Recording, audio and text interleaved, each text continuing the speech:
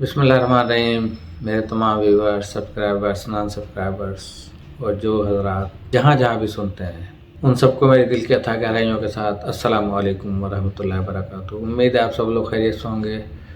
परवरदिगार आलम आपकी तमाम मुश्किलात को आसान फरमाए। तो आज हमारा सादत हसन मंटू का ये दूसरा प्रोग्राम है और प्रोग्राम शुरू करने से पहले मैं आपको बता दूं कि जो फ़ी ज़माना आजकल हालात चल रहे हैं ये हर ज़माने से थे और उस वक्त सादत हसन मंटू को तमाम माशरे के अंदर जो सो कॉल्ड मुहज़्ज़िब लोग कहलाया करते थे और जो हाज़ा मिन फ़ज़ल रब्बी और वल्लाहु खैरुर राज़िकीन ये चीज़ें अपनी बिल्डिंगों के बाहर, दुकानों के बाहर आज भी लिखे हुए हैं, कल भी लिखे हुए थे। लेकिन क्या इन्होंने लाज इसकी रखी?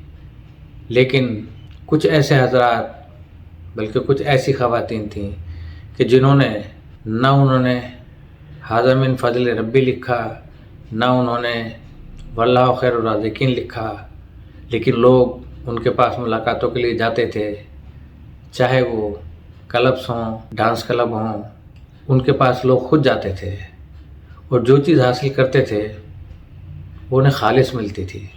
फिर भी इल्ज़ाम उन्हीं पे था और वो नाम नहाद इज़्ज़तदार, चाहे नवाबीन हों, नौदौलतियाँ हों या पुराने दौलत रखने वाले हों, और मोहल्ले में, इलाके में, शहर में, मुल्क में बहुत मुहज़्ज़िब और इज़्ज़तदार समझे जाते थे। उनका पर्दाफाश होने में उन लोगों के यहाँ कोई देर नहीं थी कि अगर वो अपना मुंह खोल देते तो पता चल जाता कि वो कितने पर्दादार थे। तो हम शुरू करते हैं।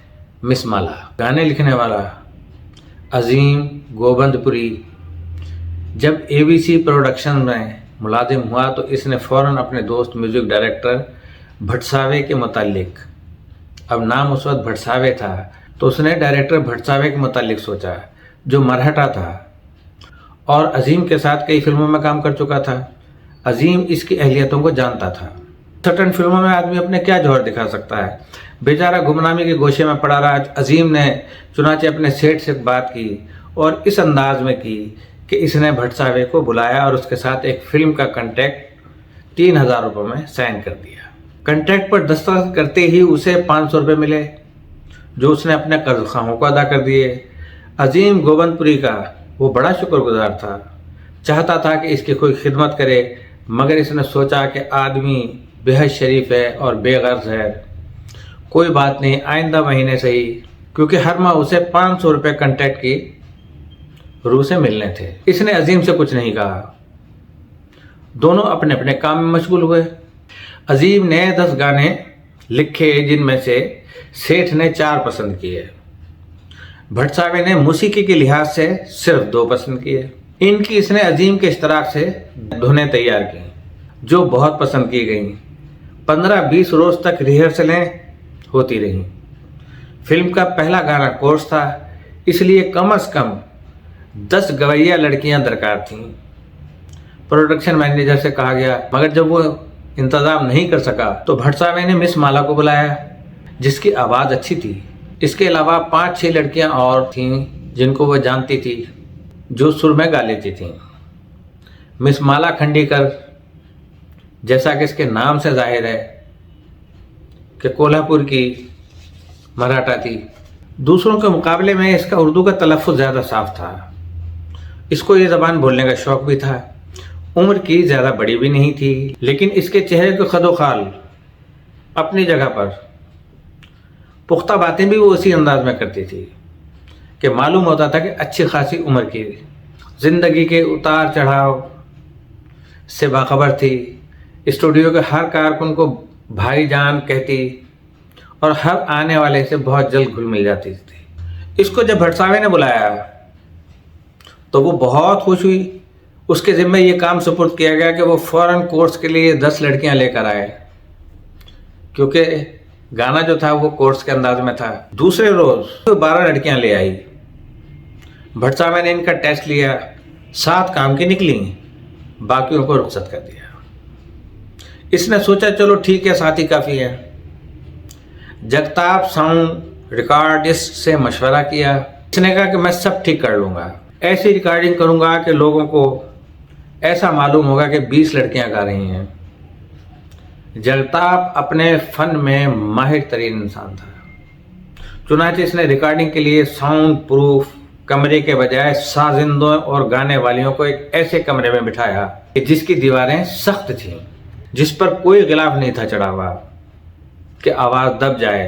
फिल्म बेवफा का मुहूर्त इसी कोर्स से हुआ।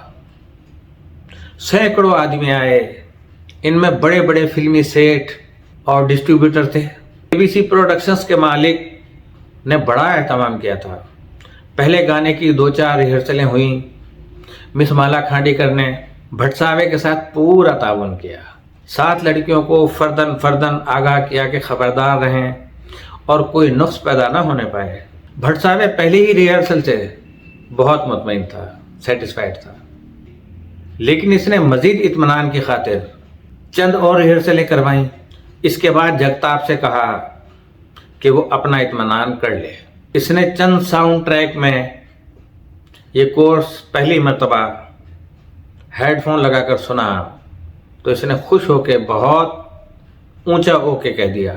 हर साज हर आवाज़ अपने सही क़याम पर थी। मेहमानों के लिए माइक्रोफोन का इंतज़ाम किया गया था। रिकॉर्डिंग शुरू हुई तो इसे ऑन दिया गया। भटसावे की आवाज़ भोंपू से निकली। Song number 1, take first, ready, 1 2 और कोर्स शुरू हो गया। बहुत अच्छी कंपोजिशन थी। 7 लड़कियों में से किसी एक ने भी गलत न लगाया सुर अपना। मेहमान बहुत महजूज हुए। सेठ जो मौसीकी क्या होती है कतन ना आशना था। बहुत खुश हुआ इसलिए कि सारे मेहमान इस कोर्स की तारीफ कर रहे थे। भटसावे ने साजिंदों और गाने वालियों को शाबाशें दी। ख़ास तौर पर इसने मिस माला का शुक्रिया अदा किया जिसने इसको इतनी जल्दी गाने वालियाँ फराहम कर दी। इसके बाद वो जगताप साउंड रिकॉर्डर्स से गले मिल रहा था कि एबीसी प्रोडक्शंस के मालिक सेठ रणछोड़ दास का आदमी आया कि वो उसे बुला रहे हैं। अजीम गोबंदपुरी को भी। दोनों भागे स्टूडियो के उस सिरे पर गए जहां महफिल जमी थी। सेठ साहब ने सब मेहमानों के सामने 100 रुपये का सर्द नोट इनाम के तौर पर पहले भटसावे को दिया, फिर दूसरा अजीम गोबंदपुरी को दिया। वो मुख्तसर सा बागीचा जिसमें मेहमान बैठे थे तालियों की आवाज़ से गूंज उठा। जब मुहूर्त की ये महफिल बर्खास्त हुई तो भटसावे ने अजीम से कहा कि माल पानी है, चलो आउटडोर चलें। जैसे कि मैंने बताया कि इसको सादत हसन मंटू को नंगा नसर निगारी अदीब कहा जाता था, लेकिन उसने जो बातें उस दौर में कही थी तब भी सच थी और आज तो बिल्कुल सच है कि आज बड़ा वो लीजेंड तौर पर अपने आप को उसने मशहूर करवाया, जबकि वो 1950 या 58 में इस दुनिया से रुखसत हो गया था। तो आप मुझे बताइए कि यहाँ पर हर शख्स ही बल्कि हर शाख पे उल्लू बैठा है, अंजाम गुलिस्तां क्या होगा। अजीम इसका मतलब ना समझा कि आउटडोर कहाँ। भटसावे मुस्कुराया, माजे मल गए मेरे लड़के, मौज शौक यानी मौज शौक करें। 100 रुपया तुम्हारे पास है, 100 रुपया मेरे पास है। चलो अजीम समझ गया, लेकिन वो इसके मौज और शौक से डरता था। इसकी बीवी थी, 2 छोटे बच्चे भी। इसने कभी अय्याशी नहीं की थी, मगर इस वक्त वो बहुत खुश था। इसने अपने दिल से कहा कि चलो रे देखें कि क्या होता है। भटसावे ने फौरन टैक्सी मंगवाई। दोनों इसमें बैठे और ग्रांट रोड पहुंचे। अजीम ने पूछा हम कहाँ जा रहे हैं भटसावे? वो मुस्कुराया कि अपने मौसी के घर। और जब वो मौसी के घर पहुंचे तो मिस माला खांडेकर का वो घर था। वो इन दोनों से बड़े तपाक के साथ मिली, इन्हें अंदर अपने कमरे में ले गई, होटल से चाय मंगवा कर पिलाई। भटसावे ने इससे चाय पीने के बाद कहा कि हम मौज शौक के लिए निकले हैं, यानी मौज और शौक के लिए निकले हैं तुम्हारे पास, तुम हमारा कोई बंदोबस्त करो। माला समझ गई वो भट्ट साहब की एहसान मंद थी, इसलिए उसने फौरन मराठी जबान में कहा कि जिसका मतलब ये था कि हर खिदमत के लिए तैयार हूँ। दरअसल भट्ट साहब अजीम को खुश करना चाहता था, इसलिए कि इसने इसको मुलाजमत दिलवाई थी। चुनाचे भट्ट साहब ने माला से कहा कि वो एक लड़की मुहैया कर दे। मिस माला ने अपना मेकअप जल्दी जल्दी ठीक किया और तैयार हो गई। सब टैक्सी में बैठे। पहले मिस माला प्लेबैक सिंगर शांता कर्णाकिरण के घर गई, मगर वो किसी और के साथ बाहर जा चुकी थी। फिर वो इंसोया के घर गई, मगर वहाँ वो इस काबिल नहीं थी कि इनके साथ इस मुहिम पर जा सके। मिस माला को बहुत अफसोस हुआ। इसे 2 जगह नाउम्मीदी का सामना करना पड़ा, लेकिन इसको उम्मीद थी कि मामला हल हो जाएगा। चुनाचे टैक्सी गोलपेठा की तरफ लपकी, जो कि इलाके का नाम था। वहाँ कृष्णा थी, 15-16 बरस की गुजराती लड़की, बड़ी नरम और नाजुक सुर में गाती थी। माला उसके घर में दाखिल हुई और चंद लम्हात के बाद उसको साथ लेके बाहर आ गई। भट्ट साहब को उसने हाथ जोड़कर नमस्कार कहा और अजीम को भी। माला ने ठेठ दल्लालों के से अंदाज में अजीम को आंख मारी और गोया खामोश जबान में ये कहा कि ये आपके लिए है। भट्ट साहब ने निगाहों में ही इसको स्वाद कर दिया, यानी ओके कर दिया। कृष्णा अजीम गोबंदपुरी के करीब बैठ गई। चूंकि उसको माला ने सब कुछ बता दिया था, इसलिए वो इससे चहलें करने लगी, यानी चिलबिलापन करने लगी। अजीम लड़कियों का सा हिजाब महसूस कर रहा था, शर्मीला था। भट्ट साहब को उसकी तबीयत का इल्म था, इसलिए इसने टैक्सी एक बार के सामने रुकवाई। सिर्फ अजीम को अपने साथ अंदर ले गया। नगमा निगार ने सिर्फ 1-2 मरतबा पी थी, वो भी कारोबारी सिलसिले में। ये भी कारोबारी सिलसिला था। चुनाचे इसने भट्ट साहब के इसरार पर 2 पैग रिम के पिए और इसको नशा हो गया। भट्ट साहब ने एक बोतल खरीद कर अपने साथ रख ली। अब वो फिर टैक्सी में सवार हो गए। अजीम को इस बात का कतन एहसास नहीं था कि इसका दोस्त भट्ट साहब 2 गिलास और सोडे की बोतलें भी साथ ले आया है। अजीम को बाद में मालूम हुआ कि भट्ट साहब प्लेबैक सिंगर कृष्णा की मां से ये कहकर आया था कि जो कोर्स दिन में लिया गया था उसके जितने टेक थे सब खराब निकले हैं, इसलिए रात को फिर रिकॉर्डिंग होगी। इसकी मां वैसे कृष्णा को बाहर जाने की इजाजत कभी ना देती, मगर जब भट्ट साहब ने कहा तो इसे और रुपए मिलेंगे, तो उसकी मां ने कहा कि जल्दी तैयार हो जाओ और जल्दी जाओ और फारिग होकर सीधी यहां आओ, वहां स्टूडियो में ना बैठी रहना। टैक्सी वडली पहुंची, यानी साहिल समंदर के पास। ये वो जगह थी जहां के ऐश परस्त किसी ना किसी औरत को बगल में दबाए आया करते। एक पहाड़ी सी थी, मालूम नहीं मसनूई या कुदरती। इस पर चढ़ते काफी वसी व अरीज मुर्तफा किस्म की जगह थी, प्लेन से। इसमें लंबे लंबे फासले पर बेंचें रखी हुई थीं, जिन पर सिर्फ एक ही जोड़ा बैठता था। सबके दरमियान अनलिखा समझौता, विदाउट रिटन, यानी बस कंप्रोमाइज थे वो लोग कि वो एक दूसरे के मामले में मुखल ना हो। भट्ट साहब ने जो अजीम की दावत करना चाहता था, वर्ली की पहाड़ी पर कृष्णा को उसके सुपुर्द कर दिया और खुद माला के साथ टहलता टहलता एक जानिब चला गया। अजीम और भट्ट साहब में 150 गज का फासला होगा। अजीम जिसने गैर औरत के दरमियान हजारों मील का फासला महसूस किया था, जब कृष्णा को अपने साथ लगे देखा, इसका ईमान मुतजलजल हो गया। कृष्णा ठेठ मराठी लड़की थी, सांवली सलोनी, बड़ी मजबूत, शदीद तौर पर जवान, और इसमें वो तमाम दावतें थीं जो पुरकशिश खल खेलने वाली लड़की में हो सकती हैं। अजीम चूंकि नशे में था, इसलिए वो अपनी बीवी को भूल गया اور اس کے دل میں خواہش پیدا ہوئی کہ کرشنا کو تھوڑے عرصے کے لیے اپنی بیوی بنا لے۔ اس کے دماغ میں مختلف شرارتیں پیدا ہو رہی تھیں، کچھ رم کے باعث، یعنی جو شراب کی رم پی تھی اس نے، کچھ کرشنا کی قربت کی وجہ سے۔ عام طور پر وہ بہت سنجیدہ رہتا تھا، بڑا کم گو تھا، لیکن اس وقت اس نے کرشنا کو گدگدی کی، اس کو کئی لطیفے اپنی ٹوٹی پھوٹی مراٹھی زبان میں سنا ڈالے۔ پھر جانے سے کیا خیال آیا، زور سے بھٹساوے کو آواز دی اور کہا کہ پولیس آ رہی ہے، پولیس آ رہی ہے۔ بھٹساوے مالا کے ساتھ آیا، عظیم کو موٹی سی گالی دی اور ہنسنے لگا۔ وہ سمجھا کہ عظیم نے اس سے مذاق کیا ہے، لیکن اس نے سوچا بہتر یہی ہے کہ کسی ہوٹل میں چلیں جہاں کوئی خطرہ نہ ہو، نہ کوئی پولیس ہو۔ چاروں اٹھ رہے تھے کہ پگڑی والا نمودار ہو گیا۔ اس نے ٹھیٹھ سپاہیانہ انداز میں پوچھا، تم لوگ رات کے 11 بجے یہاں کیا کر رہا ہے؟ اپنے مراٹھی زبان میں اردو صاف نہیں آتی تھی۔ معلوم نہیں، 10 بجے کے پیچھو یہاں بیٹھنا ٹھیک نہیں ہے، یعنی 10 بجے کے بعد یہاں بیٹھنا ٹھیک نہیں ہے، قانون ہے۔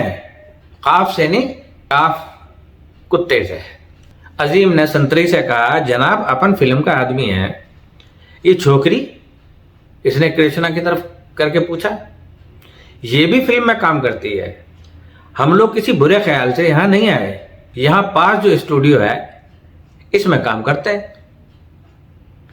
تھک جاتے ہیں تو یہاں چلے آتے ہیں کہ تھوڑی سی تفریح ہوگی۔ 12 بجے ہماری شوٹنگ دوبارہ شروع ہونے والی ہے۔ پیلی پگڑی والا مطمئن ہو گیا۔ پھر وہ بھٹساوے سے مخاطب ہوا، تم ادھر کیوں بیٹھا ہے؟ بھٹساوے پہلے گھبرائے، لیکن پھر سنبھل کر اس نے مالا کا ہاتھ اپنے ہاتھ میں لیا اور سنتری سے کہا کہ یہ ہمارا وائف ہے، ہماری ٹیکسی نیچے کھڑی ہے۔ تھوڑی سی گفتگو ہوئی اور چاروں کی خلاصی ہو گئی۔ اس کے بعد انہوں نے ٹیکسی میں بیٹھ کر سوچا کہ کسی ہوٹل میں چلیں۔ عظیم کو ایسے ہوٹلوں کے بارے میں کوئی علم نہیں تھا جہاں چند آدمی چند گھنٹوں کے لیے کسی غیر عورت کے ساتھ خلوت اختیار کر سکے۔ بھٹساوے نے بیکار اس سے مشورہ کیا، چنانچہ اس کو فوراً ڈیوک یارڈ کا سی ویو ہوٹل وہ یاد آیا اور اس نے ٹیکسی والے سے کہا کہ وہاں چلو۔ سی وی ہوٹل میں بھٹساوے نے 2 کمرے کرائے پر لیے، ایک میں عظیم اور کرشنا چلے گئے، دوسرے میں بھٹساوے اور مس کھانڈیکر چلے گئے۔ کرشنا بدستور مجسم دعوت تھی، لیکن عظیم جس نے 2 پیگ اور پی لیے تھے مزید، فلسفی رنگ اختیار کر چکا تھا۔ اس نے کرشنا کو غور سے دیکھا اور سوچا کہ اتنی کم عمر لڑکی نے گناہ کا یہ بھیانک راستہ کیوں اختیار کیا ہے؟ خون کی کمی کے باوجود اس میں جنسی تپش کیوں ہے؟ کب تک یہ نرم و نازک لڑکی جو گوشت نہیں کھاتی، کب تک اپنا گوشت پوست بیچتی رہے گی؟ عظیم کو اس پر بڑا ترس آیا، چنانچہ اس نے وائز بن کر اس سے کہنا شروع کیا، کرشنا معصیت کی زندگی، گناہ کی زندگی سے کنارہ کش ہو جاؤ، خدا کے لیے اس راستے سے جس پر تم گامزن ہو اپنے قدم ہٹا لو، یہ تمہیں ایسے مہیب غار میں، ایسے گہرے غار میں، اندھیرے میں لے جائے گا جہاں سے تم نکل نہ سکو گی۔ عصمت فروشی انسان کا بدترین فعل ہے۔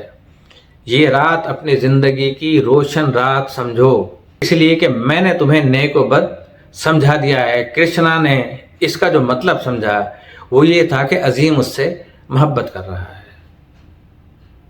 چنانچہ وہ اس کے ساتھ چمٹ گئی اور عظیم اپنا گناہ و ثواب بھول گیا۔ بعد میں وہ بڑا نادم ہوا، کمرے سے باہر نکلا تو بھٹساوے برآمدے میں ٹہل رہا تھا، کچھ اس انداز سے کہ جیسے بھیڑوں کے پورے چھتے کے ڈنگ اس کے جسم میں کھبے ہوئے ہوں۔ عظیم کو دیکھ کر وہ رک گیا، مطمئن کرشنا کی طرف ایک نگاہ ڈالی اور پیچ و تاب کھا کر عظیم سے کہا، وہ سالی چلی گئی۔ عظیم جو اپنی ندامت میں ڈوبا ہوا تھا چونکا کہ کون؟